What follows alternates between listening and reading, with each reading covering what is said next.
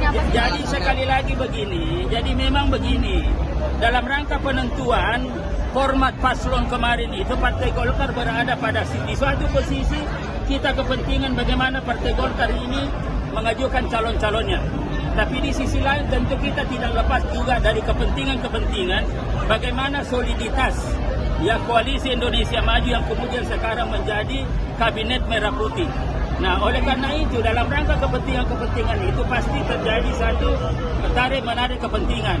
Dan Partai Golkar dalam beberapa hal itu mengalah untuk kepentingan ya koalisi Indonesia Maju, termasuk DKI Jakarta misalkan.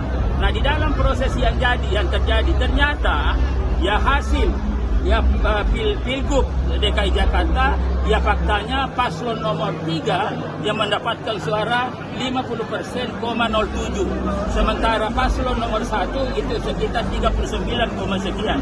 Nah, ini sebuah realitas politik yang harus kita terima, tetapi menerimanya ini tetap berdasarkan suatu prinsip Partai Golkar dan juga arahan Pak Prabowo adalah untuk membangun Indonesia ini kita berbasis asas kebangsaan, asas kekeluargaan, asas kebersamaan. Sehingga kalau kita terikat ini sebenarnya siapapun yang nanti akan maju, itu yang penting adalah kita memiliki visi yang sama untuk membangun Indonesia yang tentu secara nasional dipimpin oleh Prabowo Gibran itu. Ya saya kira itu, sehingga dengan demikian jelas. Ya memang kalau kita kembali kepada aturan, ada banyak aturan. Ya ada banyak aturan, misalkan ada aturan pasal 158 huruf C misalkan. Itu juga ada itu, undang-undang pilkada. Nah itu kan sudah jelas juga dijelaskan. Apakah kita ikuti itu? Itu jelas mengatakan bahwa ya di suatu provinsi yang pemilihnya antara 6 sampai 12 juta, maka ditentukan di situ selisihnya itu tidak lebih dari 1%. Nah ternyata ini kan selisihnya misalkan berapa? Ya lebih hampir 10% dan lain-lain sebagainya. Nah Partai Golkar sebagai partai yang dari awal menyampaikan bahwa kita ini adalah taat azas.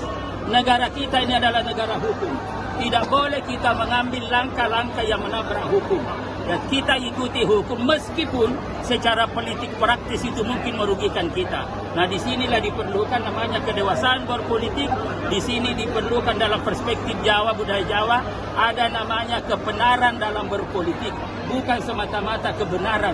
Nah kebenaran inilah yang sejatinya yang harus kita kedepankan juga terkait dengan kearifan, terkait dengan kebijakan, menerima realitas politik yang ada dalam rangka untuk membangun ya kesadaran ya kolektif di dalam berpolitik praktis dan lain-lain sebagainya. Ini saya kira itulah semua yang harus kita lihat. Download Tribun X sekarang, menghadirkan lokal menjadi Indonesia.